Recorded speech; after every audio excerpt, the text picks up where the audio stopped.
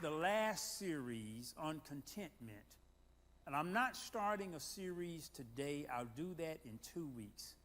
But I have two messages that I'm going to bring, one today and one on the next message, actually from the convention that I just returned from. I was out of town, and that's why we had a guest speaker in on last week, because I was attending a convention out of the city.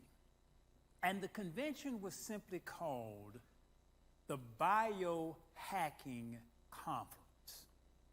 And I don't know how many of you all have ever heard of biohacking, but biohacking involves the latest cutting-edge science on how to hack the body and to keep it healthy and in shape and living as long as possible. The founder of the word biohacking, and actually the hoster of the conference, is a fellow named Dave Asbury, and he's 47 years old now.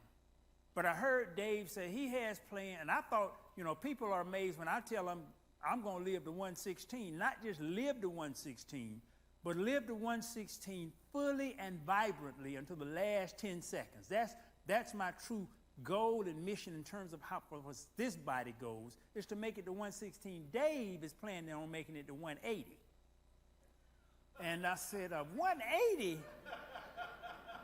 But, and it's not as crazy as it sounds, because science is getting better and better and better. For those of you who don't know lifespan statistics, and a lot of times we think of, folk back in the old days just live a long time. I'm not talking about pre-flood days.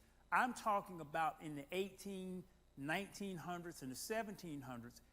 At the turn of 1900, which is, not that long ago, 1900, the average lifespan was 47 years old. And when I read those stats, I said, they got to have lived longer than that. And it didn't really hit me until I was hiking in Callaway Gardens. Callaway Gardens is a resort about an hour and a half outside of Atlanta, hundreds of acres, beautiful resort owned by the Callaway family. Bo Callaway was, governor of Georgia at one point. But I was walking back in Callaway Gardens, and they had this big plaque, and it had all of the genealogy of the Callaways. And it went way back, and I just started looking, and it had the birth and the death date. And I just started looking at the births and the death dates, and the Callaways owned all this property. They were actually some of the upper echelon of society. And as I started looking at all the birth and the death, I said, these folk didn't make it past 50. So it really hit me when I saw that the stats are real, that at the turn of the century of 1900, the average lifespan was 47 years old. Now the average lifespan is close to 80. So they've added really the lifespan of Jesus onto the life. It went from 47 to 80, which is 33 years. So they have increased lifespan almost actually a little over 150% from where it was a little over 100 years ago. And if they can do that again, and see, the reason for the lifespan increase has nothing to do with the fact that our bodies have gotten stronger, because they really haven't. It's not that the bodies have gotten stronger, it's the science is better. The technology is better. One of the things, public sanitation is a whole lot better. It's a big difference. And in 1900, hardly anyone had indoor running plumbing. You used the outhouse. Well, when you went out to the outhouse was filled up with gunk.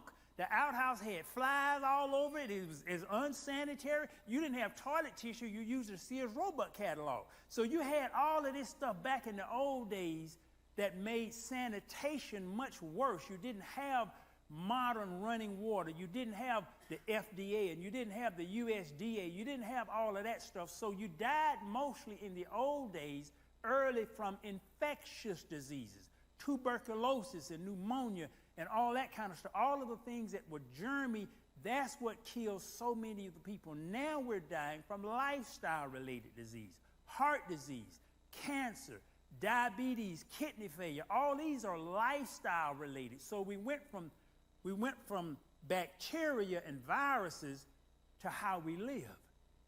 And even now, without modern medicine, Everybody on dialysis would be dead. Everybody who has diabetes would be dead.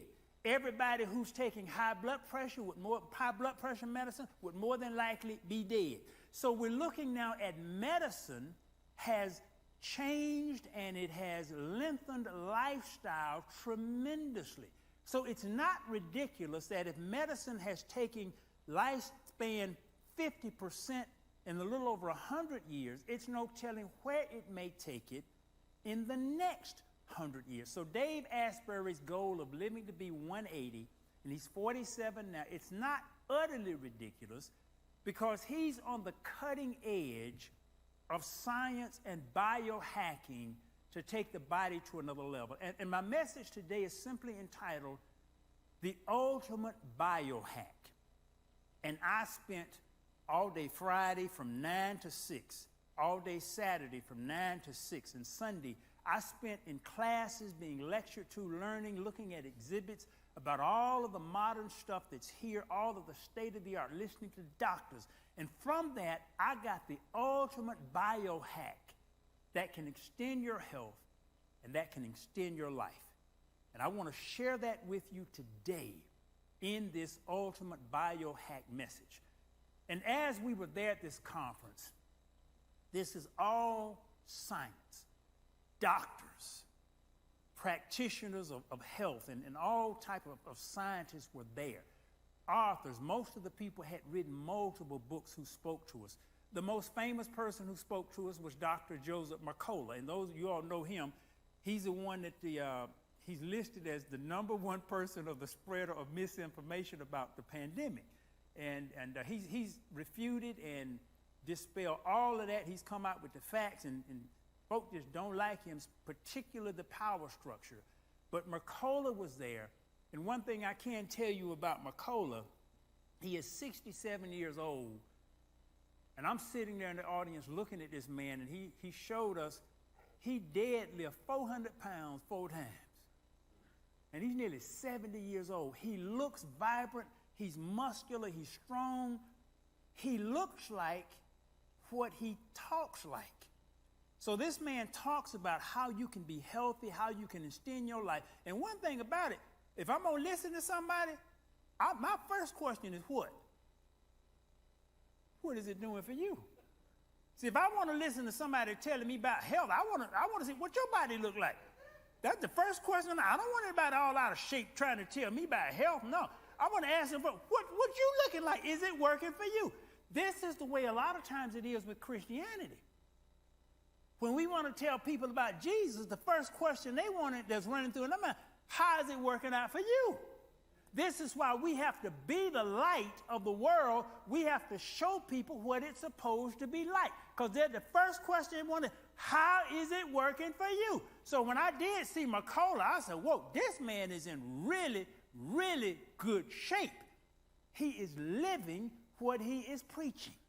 So he was one of the main speakers, but I want to talk to you a little bit later about the ultimate biohack, and they had all of this stuff. They had lights, and they had lights that change colors because they talked about how the human body is geared to the circadian cycles and how when the sun rises, there's a certain frequency of lights there. When it sets, there's a certain frequency of light. So they had these high-tech lights that they emulated the colors of the sun when it rose, and the lights changed when it got dark, so your body adjusted so you slept a whole lot better. So they had stuff with lights just to help you sleep better. Then they had this, what they call a chilly blanket. In the chilly blanket, you sleep better if it's cool. They had this high-tech blanket that ran water through the blanket, and it cooled you down at night. And as your body went through, I didn't even know it, but the body goes through temperature cycles during the night, and the chilly blanket will cool you according to the temperature that you're supposed to be,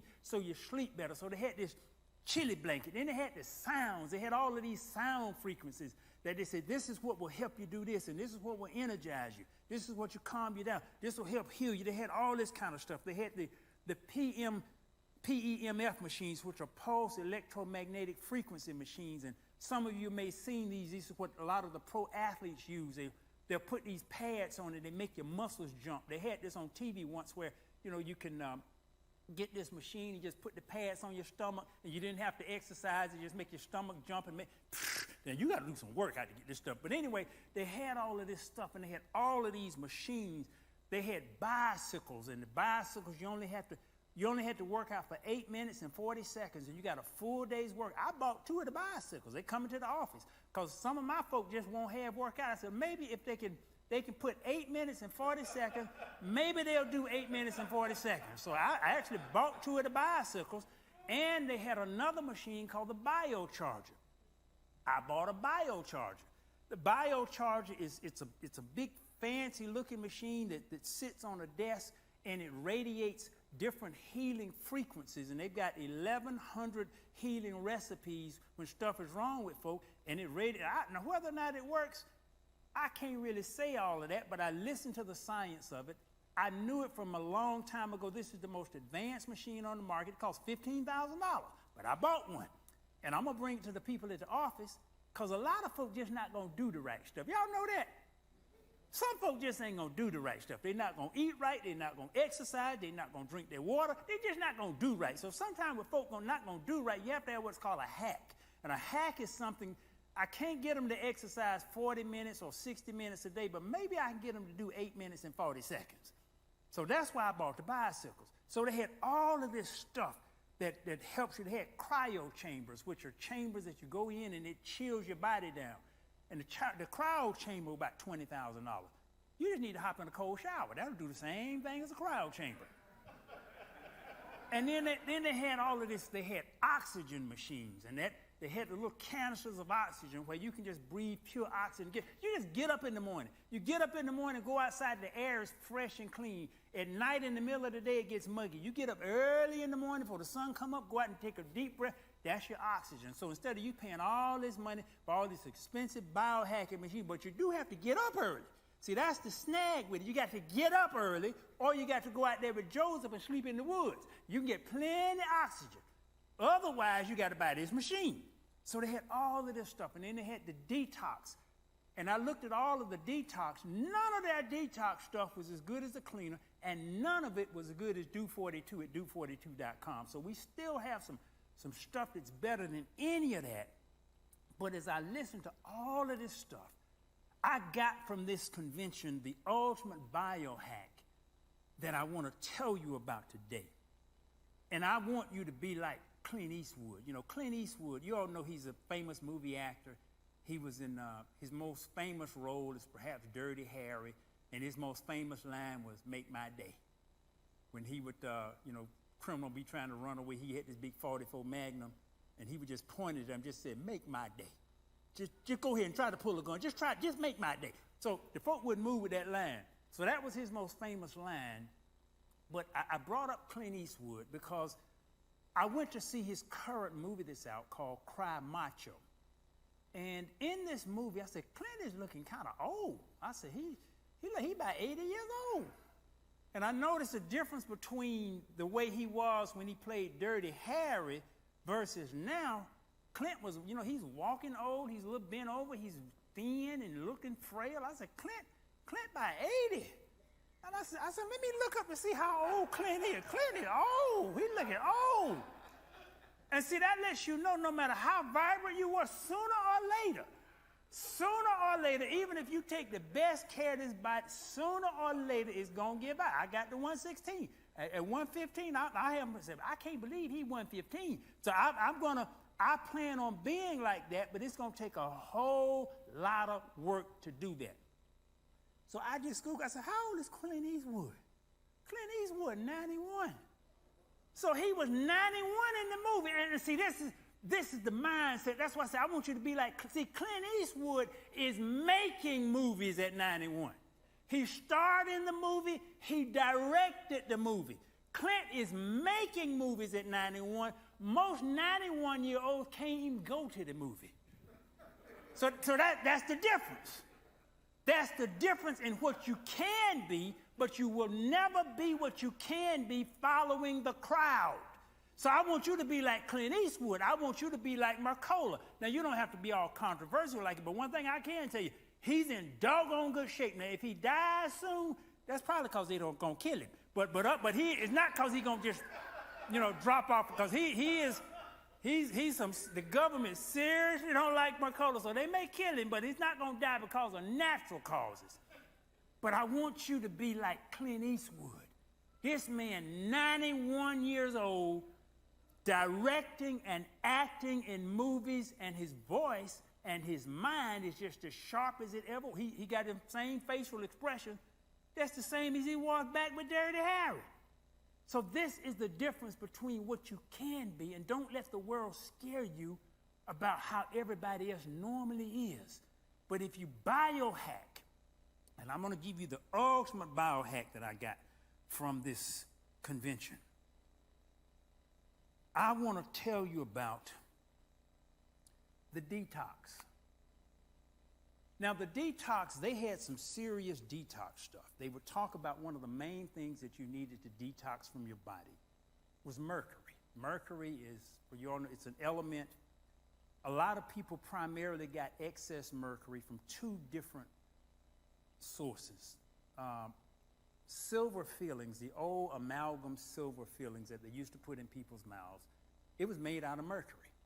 And after the mercury was in the mouth for a few years, it would start gassing mercury, and the mercury would contaminate the body. Most people have gotten the old silver fillings removed from their mouths because of the mercury contamination and the mercury poisoning. But the mercury would often lodge in the tissues, and you couldn't get it out unless you went through what's called chelation. And the chelating agent, it's a chemical compound that binds heavy metals and helps the body to excrete them. The other major source of mercury is fish, because the oceans now are contaminated heavily with mercury. And a lot of times if you eat certain fish, you can get a heavy amount of mercury contamination. So they were talking about how the different types of mercury removal procedures, and these were neurosurgeons, surgeons, orthopedic folk, all these heavy-duty degree people who've written all of these books, and they were going talking about the detoxing, and they said they could measure the mercury as it came out of the person's body through varying means. But then they gave the ultimate biohack. Now I want you to understand this. These are all scientists. Very few of these folk are religious.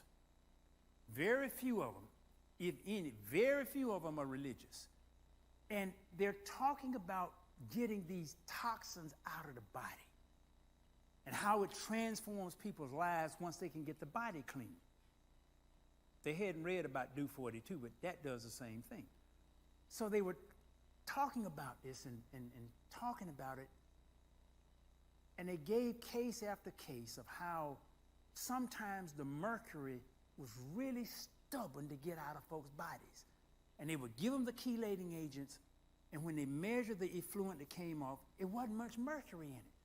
And they couldn't get the mercury out of the folks' bodies until they did this one thing. And when they did that one thing, they said the mercury just started flowing out of the folks' bodies. And the one thing that they did, the thing that I consider to be the ultimate biohack, is that they got people to forgive. And when I heard that, I said, am I hearing this right?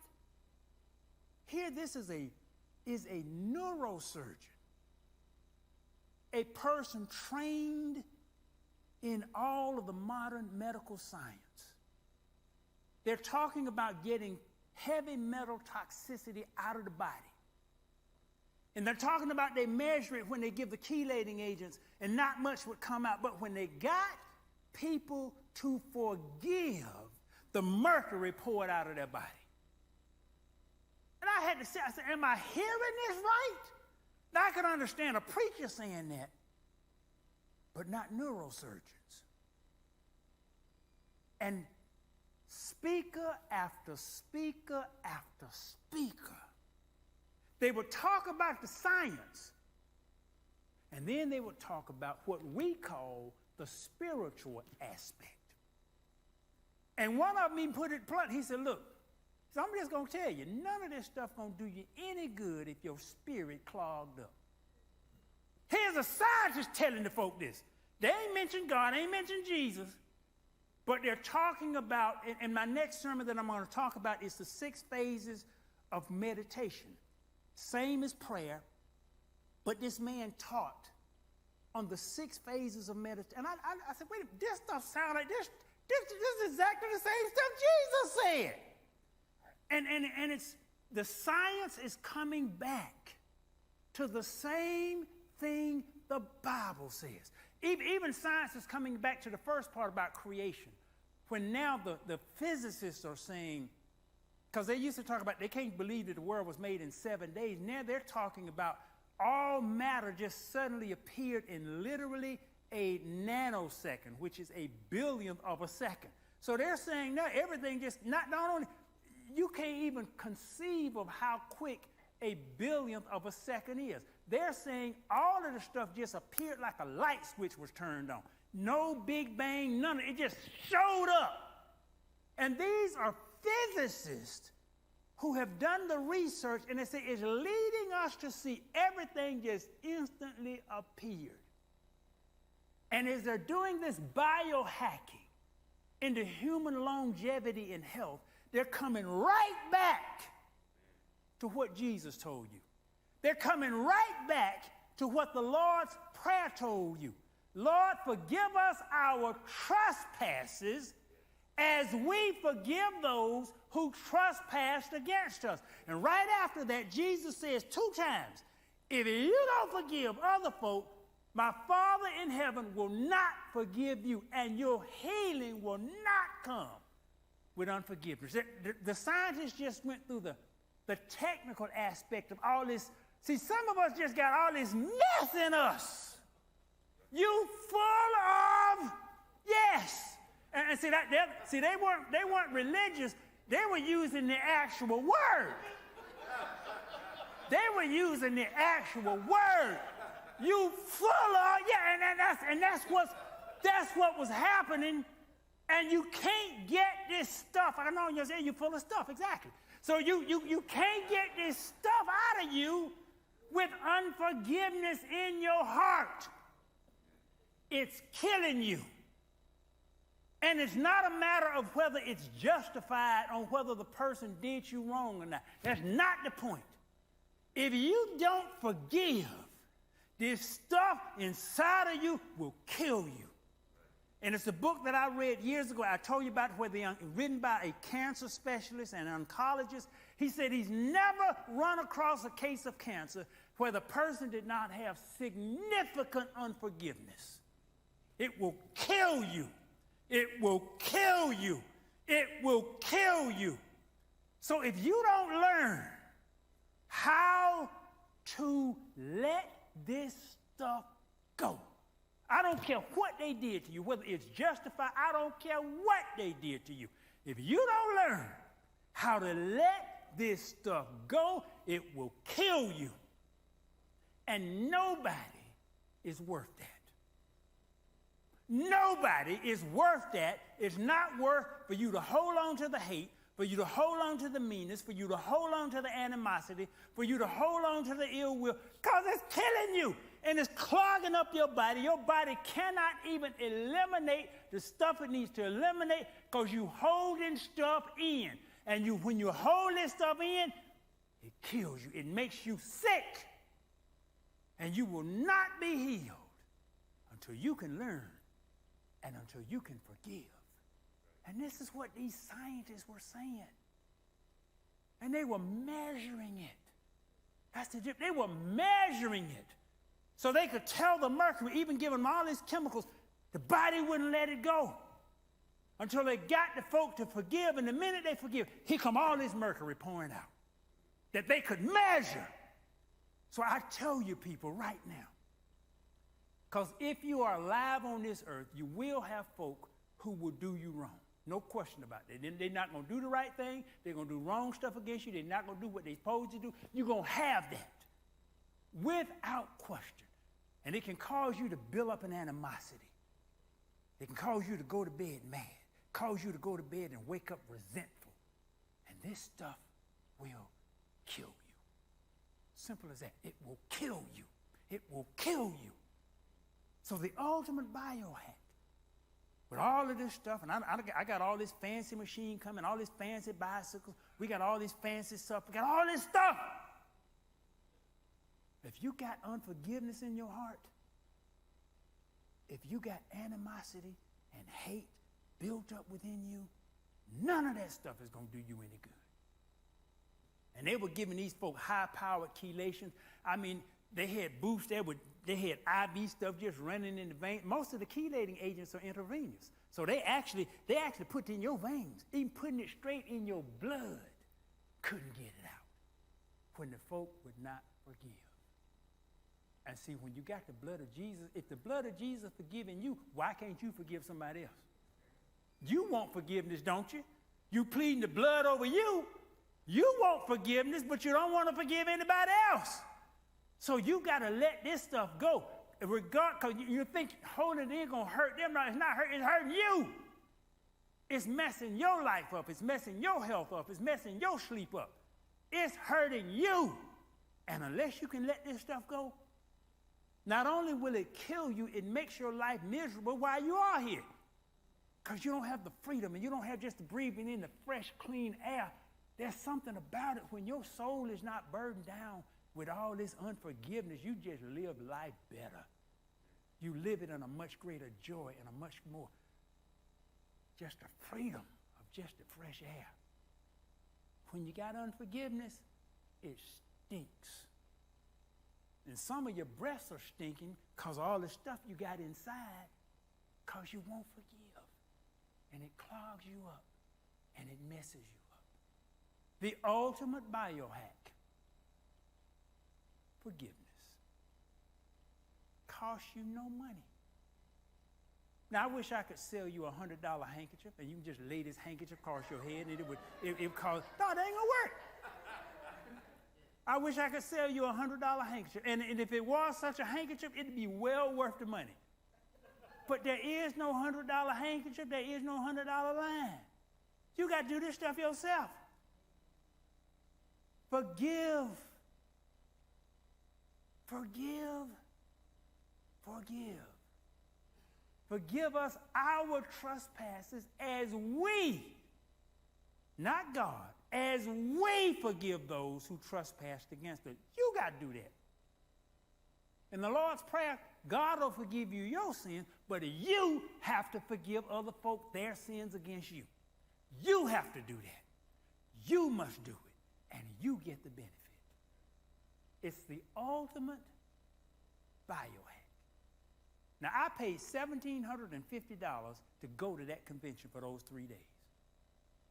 This is free. The ultimate biohack is free. The knowledge is free, but doing it is not. It's going to cost you. Because if you've been holding on this stuff for a while, it's painful to sometimes just let this stuff go. You don't know, Pastor, you just don't know what they did to me. No, but I know what they're doing to you. Big difference. So you're letting what they did to you 20, 30 years ago mess you up right now. Let it go. You'll be surprised once you let this stuff go, once you forgive, once you have that change of mindset, your body will just respond. It just does. And the scientists can measure it. The ultimate biohack, forgiveness. I thank you for watching us at Brothers of the Word today. You can go to brothersoftheword.com and you can listen to this message over again or send it to a friend absolutely free of charge. Thank you for joining us today at Brothers of the Word, because, brother, you need the Word.